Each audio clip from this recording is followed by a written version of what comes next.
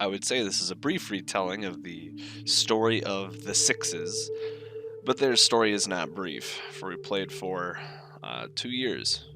So, our story begins with a tailor from a foreign land traveling to Satvia for its famous purple dyes. A druid and a halfling make their way through the Gukol jungle, seeking shelter in the walls of Satvia. An angsty teen makes a vow of vengeance and reconnects with his old noble friend in the town of Satvia. These characters unknowingly converge together in this small city on the edge of civilization in the Cran territory. A brief incident with boulder crabs at the walls, a short battle, reveals similar goals of these individuals. They're all trying to head north to find the magic rebellions. Over drinks with a member of the Brave Beast Battlers, the party is formed. But before leaving, many of them get their fortunes told from a strange man. As they travel further north, they rescue a new member for the party, Olaxina, a Furbolg druid, who they rescued from some horrible bandits. She proved herself quite capable, though, by turning into a bear and slaughtering her captors. Entering Tresevar, the next city on their journey, they find it in a mess of strife. A civil war is simmering, ready to blow, and a strange dark creature haunts the streets. The party not only slays the beast, but also manages to survive the battles on the streets. And through this struggle, they manage to pick up a new friend, Reginald, a thiefy guy who loves to wheel and deal. While traveling even further north, their things are stolen. The culprit is a duelist that they slighted previously, Johannes. In his pursuit, they go through the small town of Sinfran, a tiny town with the world's largest cotton ball. It is surely the peak of their adventure. Finally, they get their justice in a traveling merchant, whose cart Johannes was hiding in. The group chases him down, with Rhaegar delivering the chilling final blow with a wand of blasting in cold blood. Full of emotions, the party finally makes their way to their next destination, the large city and the capital of the Cran territory, Sil Pol. As soon as they enter, they are already making new friends. Tusk McGraw, a member of the rebellions out in Brevtensa, looking for funds and reinforcements. Malvolio, a city planner who is in need of mercenaries to take down some giants and that are making a mess at the Deep Snake Mine. A whole crowd of kin worshippers horrified by Rhaegar's ranting and cursing of the kin. All the while, Gertie is still on the trail to find her wife, finding signs on the road and people that previously met her. Not to leave all the mysterious fun to Gertie, Perry keeps finding cryptic notes in his Nos Knight's mail. And of course, not to leave a quest unfinished either, the party slays the hill giants that were invading the Deep Snake Mine. Their leader, who had somehow been the quite eloquent Timothy James Esquire III, had been slain. But only Olaxina witnessed the headband that gave this beast its intellect, being taken by a woman in orange-red colored robe, and disappeared. Upon returning to Malvolio and getting paid, the group finally decides upon their name, the Sixes. While shopping around the city and the sketchy All Seas, an interdimensional, roguish port, Rhaegar meets the owner of the local library, Vesuvius. He reveals himself to be a powerful drow wizard and tutors the boy on his missing heritage of the drow. Of course, a day doesn't go by without a new job, as the Sixes investigate the home of an elderly lady who claims it to be haunted. Of course, before they finish solving it, they go shopping.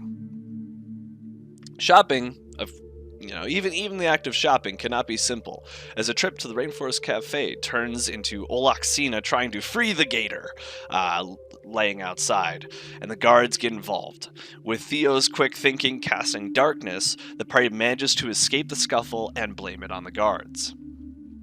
Back to the investigation. The ghost, yes, the one they have the job for, turns out to be 3 orphan kids pulling tricks. But then it turns out to be an actual ghost, who Theo then burns with his tea to save the day.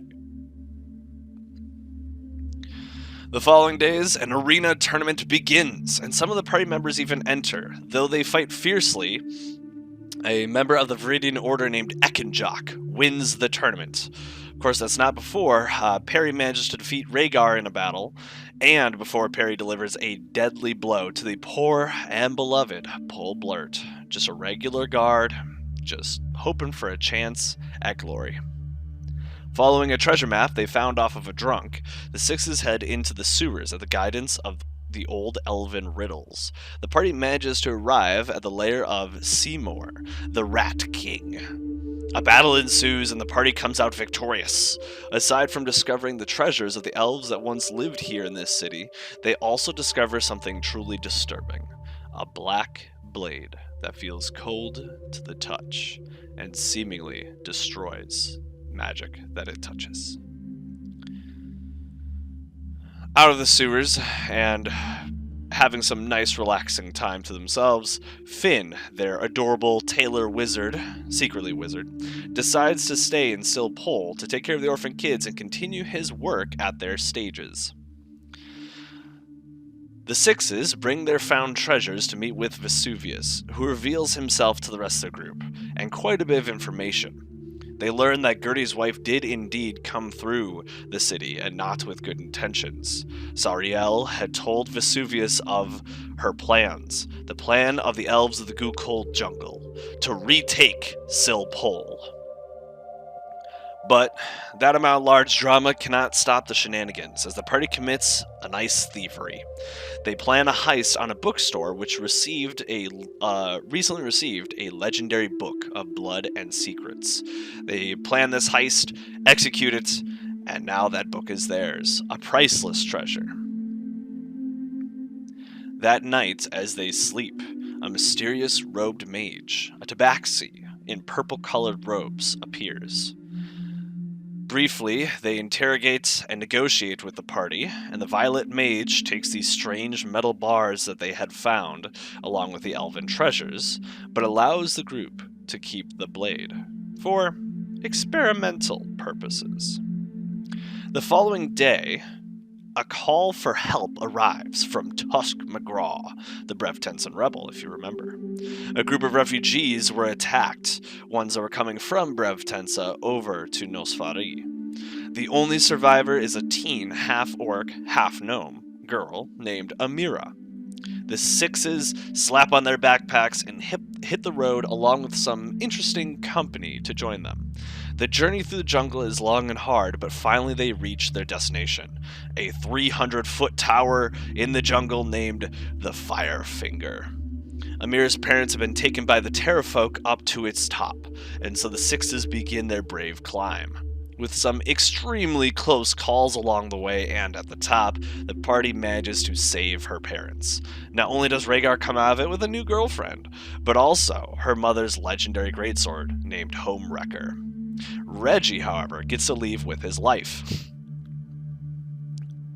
As they arrive back in Sil Pol, Theo decides to leave the party. Instead, he will be assisting Tusk McGraw to try to aid in the rebellions that are impacting his homeland of Brevtensa. While getting ready to finally leave the city of Sil Pol, since they had been there for almost 2 weeks, they are approached by a red Aarakocra named Otafok, who joins their party. Shout out to Burb. Shout out to Burb. While traveling north, the Sixes rescued Lord and Lady Linwani, nobles of Loistenvo, the next city on their journey, from a group of bandits. Half of the group makes friends with the Linwanis, while the other half mistrusts them for being noble.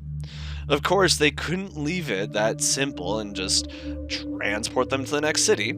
Reggie and Otafok, in the night, sneak into Lord Linwani's things, and they discover an illegal guilty pleasure of his. Creature cards. A pack of magical playing cards that are illegal in the country. Through some tense negotiations and deliberations, Lord Linwani allows them to keep some of his cards, if they keep his secret as well. Along the journey, Gertie also finds another sign from her wife. She is still on the right path, though now, with that information from Vesuvius before, she isn't sure what she'll find at the end of this road. After days of travel, they finally make it to Loistenvo, where they are toured around by a young lass named Darna, who develops a liking for Rhaegar, though the party does not like her much. While in Loistenvo, the party begins to learn more about the systemic oppression of the Furbolgs in the city from Mossiphus, a druid, one of the elders of the Furbolg clans. They also get to have a brief feast with the Linwanis in their mansion as a thank you for saving them and transporting them back to the city. They also get paid gold. They also learn more, of course, about the city and its history, including the Vrestinal Doozy, a national holiday of harvest and the outdoors, which is coming up. And they are invited to take part in Lord Linwani's personal celebration of the ceremony, which, of course, they do take part in. It is a solemn march through the woods, sharing their hopes and dreams privately with the trees, and taking part in a fun party feast. Darna, Mossiphus, the Lord and Lady, tons of other characters they've met are all there too. It's a grand time, of course, until murder. Reggie discovers Mossiphus's body. He was knocked out, and the assailant took Darna. She's nowhere to be found. The Sixes give chase through the woods, fighting moss dogs and twig blights, even shambling mounds, corrupted bears and wolves. Finally, they reach their destination, a lone tower island on a lake. After crossing, a large tree comes to life as a corrupted treant.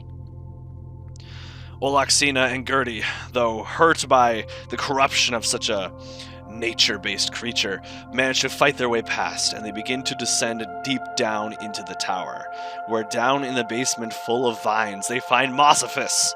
He was the one responsible for this, with Darna laying there on a slab in front of him.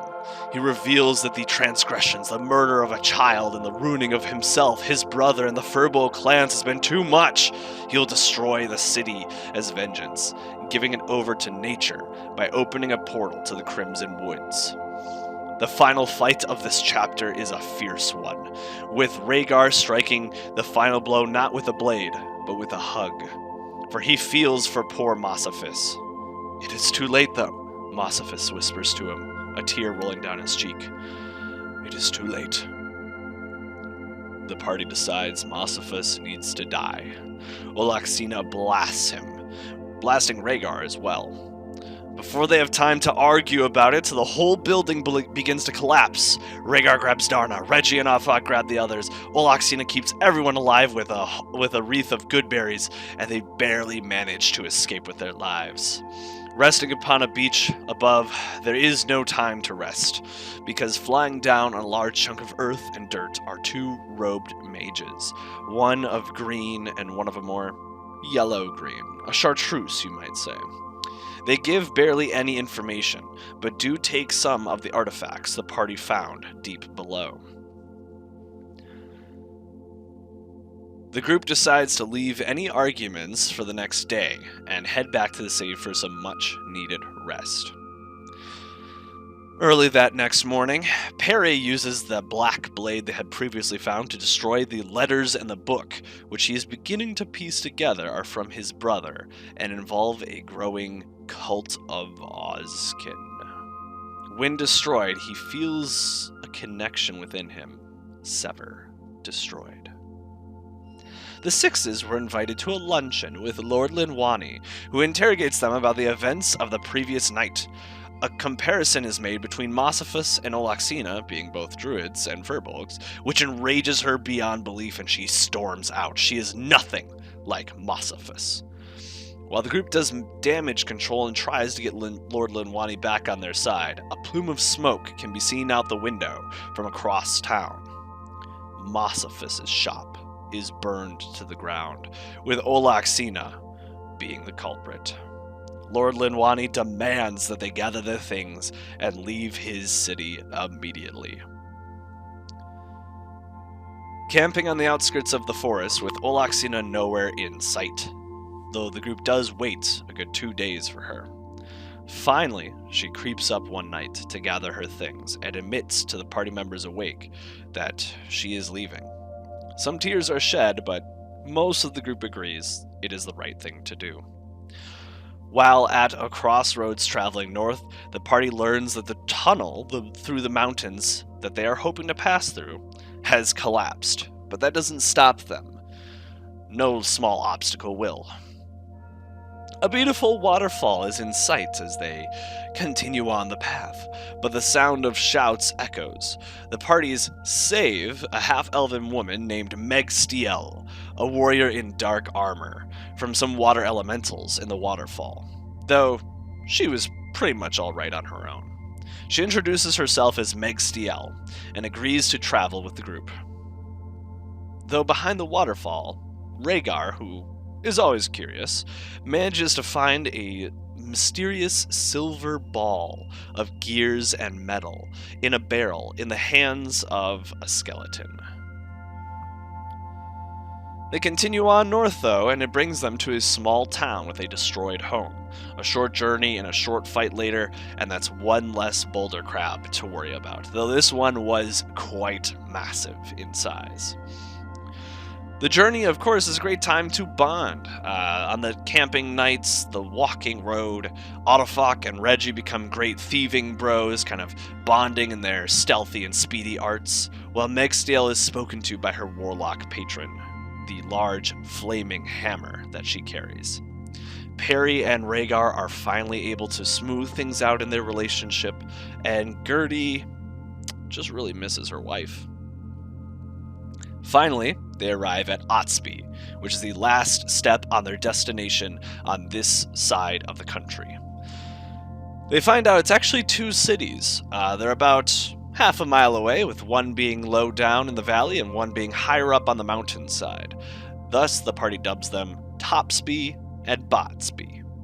After a short period of time of being in the city, shopping, gambling, treating small errands and other things, they finally have a feast with Golden Grasp, the lord of the city who they met when they first entered. He offers them a job. Slay whatever cause the tunnel collapses. Finally, a true quest for the group. They gather their goods, gather their metal, and head up and into the deep, dark Cran Passivar Mountains. Though the tunnel is indeed collapsed, they take the side service doors, which lead deeper into the Underdark. Though Autofok, the poor bird that had been traveling with them this whole time, decides it's maybe not worth the terrors of the tunnels and being trapped underground, and decides to leave the group. He will attempt to fly the dangerous skies above the mountains alone. Deep in the mountains, down a broken mining shaft, they find a tunnel leading even deeper and deeper. Behind a hidden door, they discover a shrine to the six servitors, a pantheon of gods from a foreign land, and highly illegal to exist in this country. As some of them pray and some of them destroy some statues, Reggie, oozes and slimes ambush the party, with Meg Stiel's armor beginning to melt. For the first time, the sixes decide to run. They bolt, and finally make it through a door in an old abandoned mineshaft, narrowly avoiding a rust monster. Deeper into the darkness, where cloakers and shriekers and chokers live, the sixes continue their march through these caves and tunnels. They even pass by a whole hive of Onkeg, as Reggie was able to speak with their leader, a highly intelligent Rocktopus. Slaying smaller monsters aside, their first touch of the true Underdark civilizations comes with a large tribe of kobolds. They are welcomed in for trading and bartering, and it isn't long before they are brought before the Four Tails. These are the four chosen kobolds who undergo a ritual to bestow the aspect of a dragon upon them. One of these, an inventor named Blue, decides to join the party on their adventures to see the world and bring back treasures to the clan. Not all of the tribes down here are friendly, though, as the party slaughters an entire tribe of cannibalistic humanoids known as Grimlocks. The battle is bloody and long, and a strange metal statue that the Grimlocks have joins them in the fight, floating in the air, but the Sixes come out victorious. If victorious means covered in blood, sweating, heaving, coughing, and being weighed down by the horrible actions they just committed. The party climbs a cliff and finally reaches the surface, a small town in the middle of this valley pass. There, they are confronted by a cloaked figure, appearing to be a mind flayer. Upon further discussion, though, they find out the truth. This being was responsible for the collapses of the tunnels on this side and the other. This being was responsible for the deaths of the people in this village and any who tried to investigate and come through. This being is responsible for the odd behaviors of the Grimlocks and other creatures below, like the Rocktopus. This is no mind flayer. This is Lakusware, the Emerald Dragon. He boiled the water to create a dense fog, and the battle begins. The party had quite a hard time being on a bridge against a psychic dragon in dense fog. But they managed to continue on with the battle, with a near-death experience of Gertie landing in the water, but quick thinking from Megstiel, she was able to teleport them both back onto the bridge. Through some very intense fighting and battling, and with some aid from the sudden appearance of a Mantis Knight to save the group, Lakusware fled the scene, while the party received a debt paid from the Mantis Knight, who disappeared suddenly. Meanwhile, during all of this Underdark adventuring, Rhaegar had managed to open up the silver gear ball he discovered, and found it to be a helpful little mechanical ladybug named Spot. Through conversations, it is revealed that Spot is some sort of construct that can support them in battle, but there are significant gaps in its memory. After an afternoon of small, quiet tasks for themselves at this small little village, which is empty, the Sixes spend the night in some of the homes and just rest to sleep. Megstiel receives a dream from her patron, who reveals himself to be a fire giant trapped within the hammer. Meanwhile, Perry is woken up from a calling in his mind, a voice carrying a message. It's from his brother, wishing Perry to visit him in the Spet territory. That morning, Megstiel bumps into Tegan, Lakusware's apprentice, a topaz dragon wormling. A small creature, notably, but still very bright, intelligent. It wishes to journey with them for now that his master has left. The party straps themselves up and gets ready to travel through the second leg of their journey, which is a hard and long journey to go upon as they go once again into the darkness of the mountains. For the second half of the journey, though less eventful, is still one of deep, dark caves and tunnels. This time, though, they have interesting conversations with the newfound company of Blue, the kobold inventor, Spot, the small little ladybug robot, and Tegan, a topaz dragon wormling. They learn quite a lot of exposition.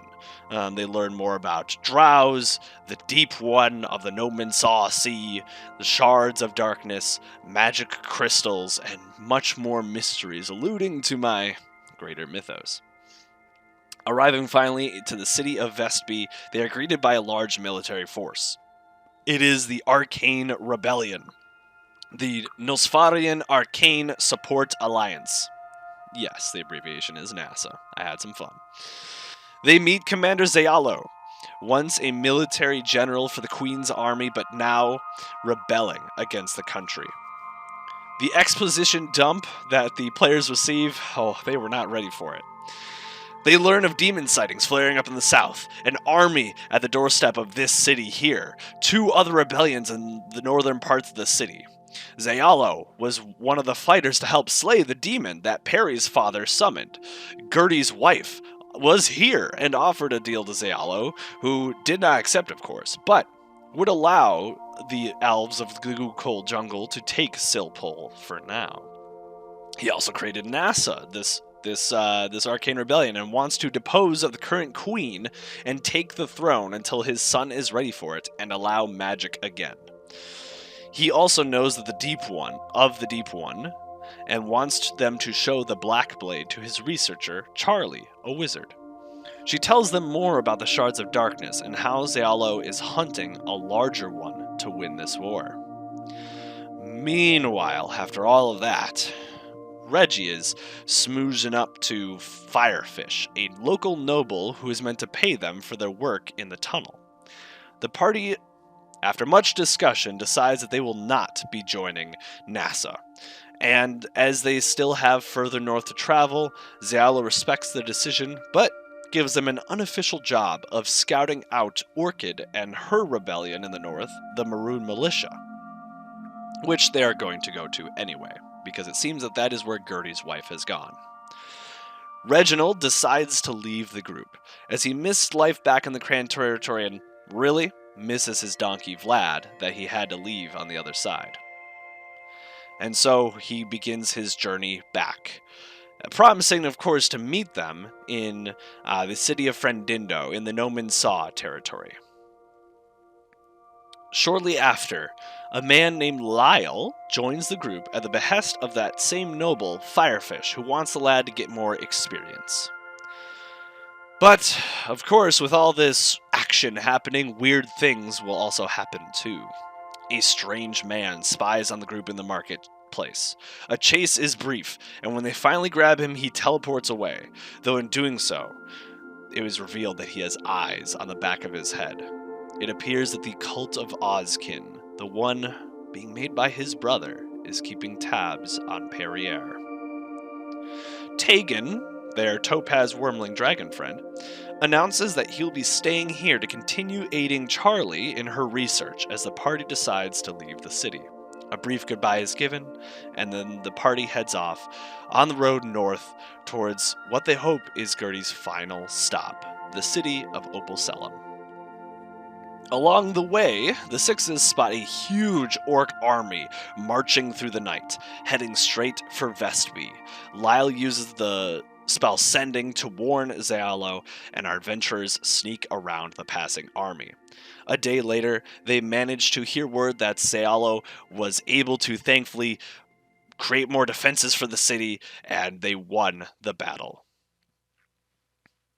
Because tribes are a fun theme, they also meet a tribe of grungs while camping in a swamp of the flooded forest, though Megstiel, aided by Gertie, manages to scare them away easily. Snakes, gators, and boggles galore. The swamps of the flooded forest were very annoying, but trivial for our now powerful party. Out of the forests and swamps and into the hillsides, they meet a pleasant hunter who sells and skins griffins. Gertie, feeling for the poor captured creature, purchases it from him and sets it free. In the morning, as they continue along, the party almost bumps right into two fire giants. The party is able to slip through the conversation without revealing that one of them, Megstiel, is carrying the giant fire giant hammer, yes, giant fire giant hammer, that these fire giants are searching for. But as one interrogation ends, another begins, with Rhaegar casting Zone of Truth on Megstiel. It is revealed that she has been feeding her hammer valuables they come across, or the weapons of the foes that she defeats, and when asked why it is hungry, the hammer itself calls out to them all and reveals it to them. It was once a king of the fire giants, now cast out and defeated, made into a hammer. The party has reasonably mixed feelings about this. They arrive at Sour Valley, a small town that appears to be empty. But as they walk through the streets, they are called quickly into a home, as most of the party is spared from a whole flood of ghostly spirits rampaging down the hill and crashing through town. Unfortunately, Gertie was too late as she transforms into a hamster trying to squeeze through the door crack. And she was aged into a much, much older dwarven woman. While Perry, however, managed to save 2 civilians. The town, this small little town, kind of in the middle of nowhere, is not happy that this freak show has arrived in their town, especially when you look at ones like Blue the Kobold and his large metallic bear. It takes offering to handle their ghost problem to stave off these angry locals. Gathering more information, they find a sad story of a girl and a wizard up at the tower. The spirit just needs to be put to rest, and so they did. Their campaign north continues, though, and they meet a traveling historian named Jamie, who tags along for the ride, for she seeks out the libraries of Opal Selim. As they continue traveling, a large brass dragon flies down and speaks to Blue, putting the rest of the party to sleep. They discover that Blue has the soul of a dragon inside of him, that the process he went through to become one of the 4 tails was no mere ritual.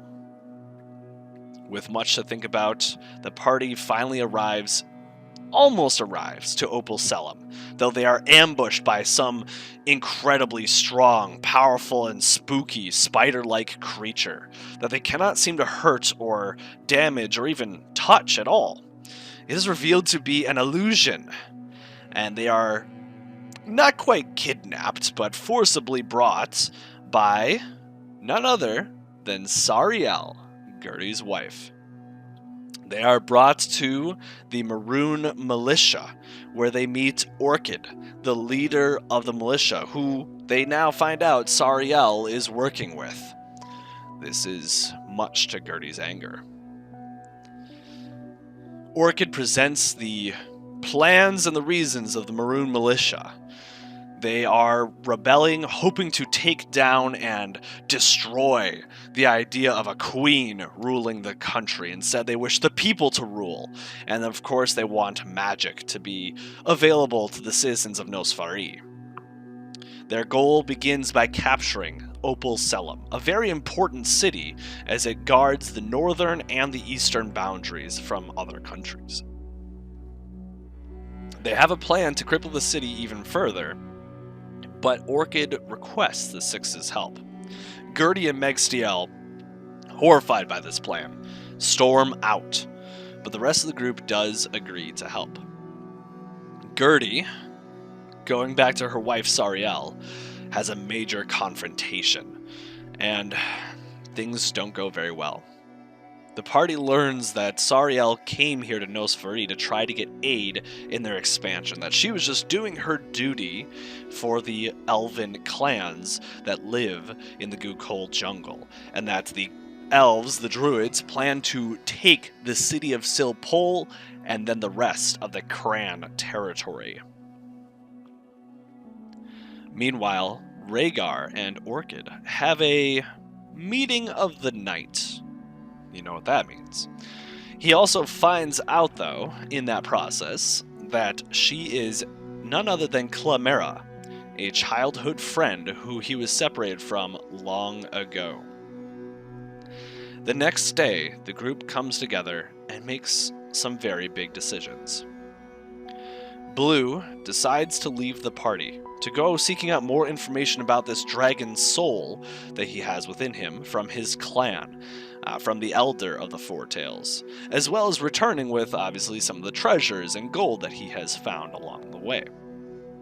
Gertie and Sariel, unfortunately, break off their relationship, and Gertie leaves the city. She's worried for Sil Pol, a city that the group spent quite a lot of time in and she truly loved, and they met lots of people there. You know, those are innocent people, most of them. And so as she leaves, worried and not knowing how to reach that city, the griffin that she previously saved flies down to her and offers to bring her to the city. She begins her flight towards the Nomen territory to then fly south around the mountains. The remaining members of the group, down a Blue and down a Gertie, go to speak with Orchid, where they learn more information about their potential jobs. She also, over some drinks, reveals how she received her powers from a magical deck of cards. The party agrees to break into a forbidden section of the library. That is where there is potential knowledge to be had that the Maroon Militia needs. In order to do so, there will be a distraction created, and the party will need to slip into the library and try to get out with books. Magenta, also known as Orchid, is also going to be sending them with a quiet swordsman named Ashlad. Magenta, again, also known as Orchid, uses her magic to rile up a crowd watching the execution of 2 Maroon Militia members to create a riot. This riot begins to scale across a good amount of the city. Meanwhile, the party goes to the library, which is about to lock up to protect from these riots. They manage to convince the guards they're innocent. They were just lost in the mess and they need somewhere safe to stay. And the guards let them in. Ashlad begins to speak to the Maroon Militia contact that works at the library and is able to get information on where they can find the keys for the forbidden section. Ashlad and Perry take care of the manager of the library, Ressin, to get his key. Meanwhile, Megstiel and Jamie intimidate the curator to get his key as well. Jamie, Rhaegar, and Ashlad go down into the forbidden section, while the rest of the group stays above to keep watch and guard. Down in the forbidden section, Ashlad finds a book of symbols and information on the Far Lookers, a set of magical mounted telescopes that Opal Selim uses to patrol, effectively, the northern and eastern borders of the country. Securing this information will be very important for the Maroon Militia. Meanwhile, Rhaegar finds a book on the Drow, and a book about the Nomen Island and how it supposedly had a king long ago, the King of the Nomen, and a very ancient scroll that speaks more about the Shards of Darkness and their impact to history. Jamie finds an anthology of historical, powerful, magical events, existences, beings, and phenomenons as she tries to search for more information about the magical storm that took her father years ago. Megstiel, up above, while they're down there, is going to test a distraction by summoning an imp named Kizzle to see if that distraction will be enough so that the group can escape. It is not. So, she summons a large demon, which she very shortly loses control of, creating quite a scene inside this library. Losing control of it, it begins to beat the shit out of Megstiel. Ashlad manages to help, and they take the demon down. As the party leaves the library, trying to convince the guards that no, they were not involved with that large demon, they are just here for the books, and now they wish to leave now that the riots are done. They are put under arrest by an even larger group of guards waiting outside.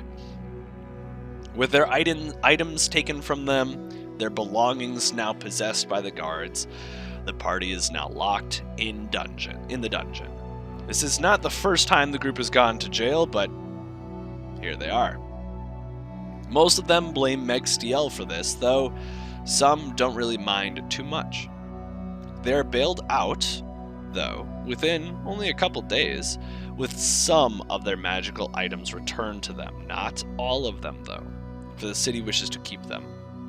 They meet Hymnal, a mysterious tiefling cleric who paid for their release and is in need of their services to travel.